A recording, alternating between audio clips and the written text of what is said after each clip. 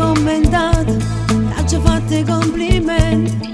Tu una grande artista, subito hai risposto con la tua umiltà, già mi hai fatto emozionare. Io sono sempre stessa che le tanto tempo fa, o successo che è arrivato non mi ha fatto mai cagnare, o faccio con piacere